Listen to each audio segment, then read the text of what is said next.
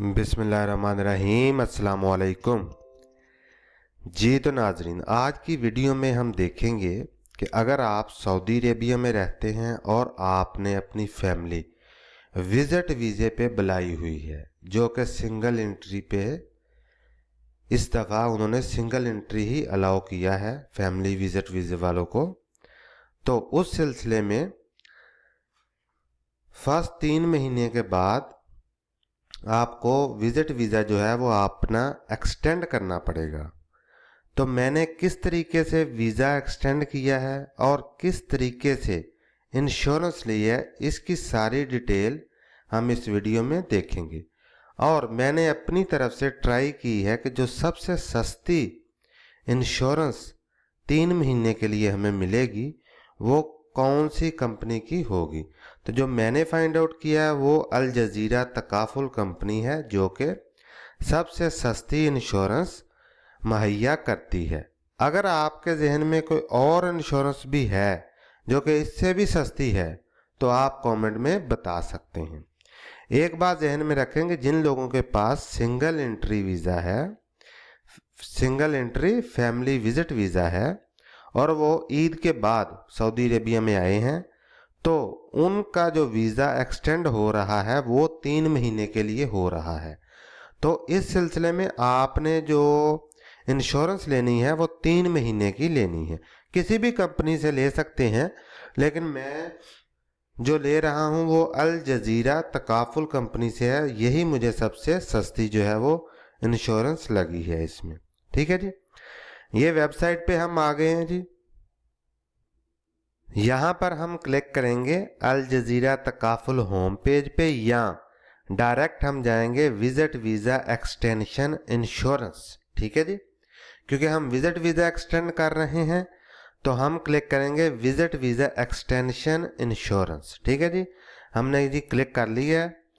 अभी हम देखते हैं कि हमें क्या क्या चीज़ की रिक्वायरमेंट है। ये देखें जी, विजिट वीज़ा इंश्योरेंस, यहाँ हमें चाहिए visitor passport number, visitor visa number, visitor visa sponsor number यानी आपका इकामा। ठीक है जी, बॉर्डर नंबर है, मोबाइल नंबर जो आपका होगा सऊदी अरेबिया का। एक्सटेंशन पीरियड आपने सिलेक्ट कर लेना है 3 महीने के लिए। ठीक है जी, 3 मंथ्स। अभी हम इंटर करेंगे detail passport number, visit visa sponsor number और उसके बाद हम क्लिक करेंगे आगे चलते हैं जी। ठीक है जी, चले मैं जी डिटेल इंटर करता हूँ इसमें step by step. Visitor passport number से शुरू करें जी।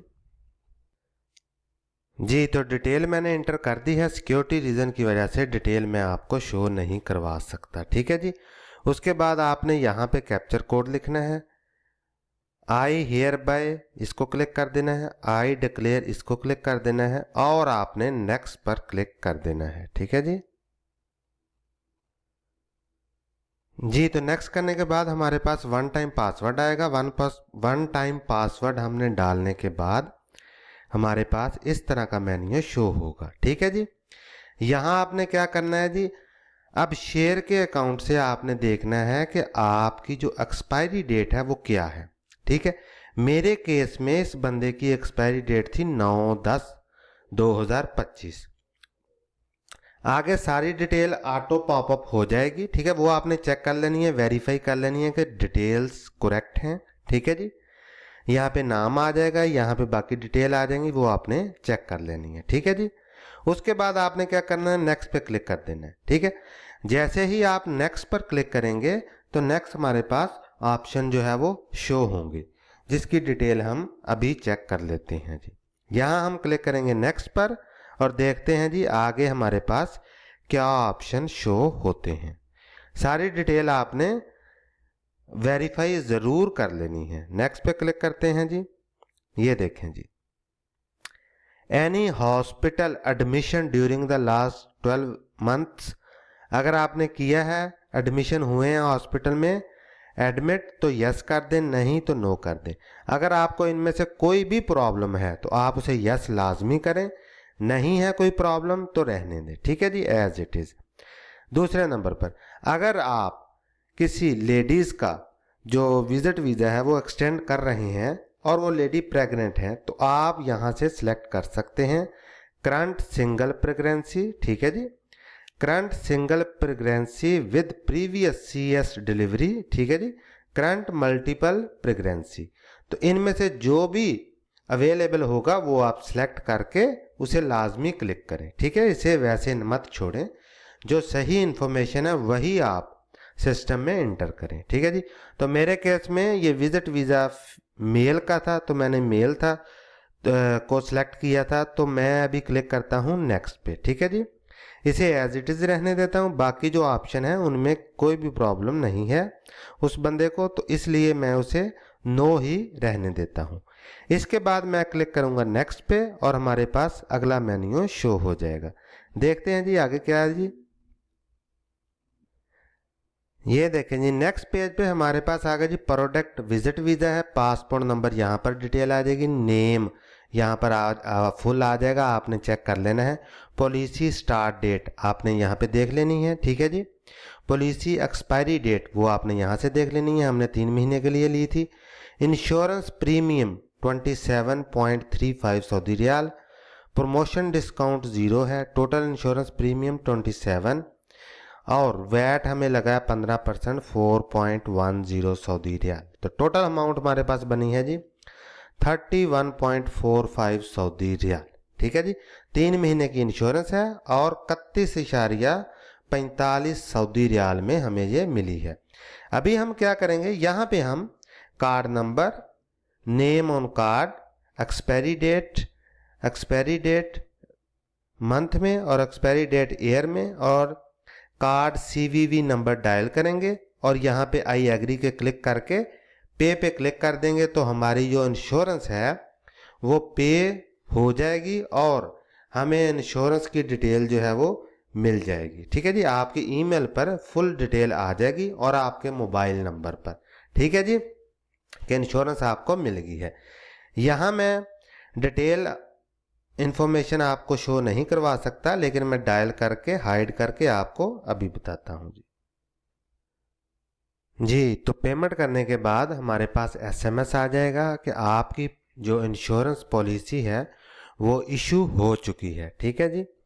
उसके बाद आपने क्या करना है, आपने 100 रियाल जो है वो फीस पेमेंट करनी है अपने बैंक अकाउंट से और उसके बाद आपने अब शेयर के अकाउंट में जाके अपना वीज़ा एक्सटेंड कर लेना है।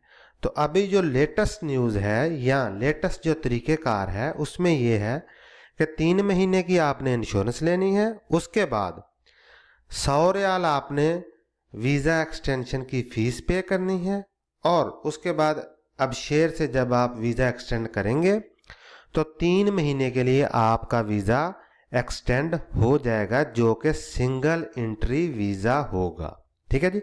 इससे पहले पिछले साल और तरीक़ेकार था, इस दफ़ा तरीक़ेकार और है।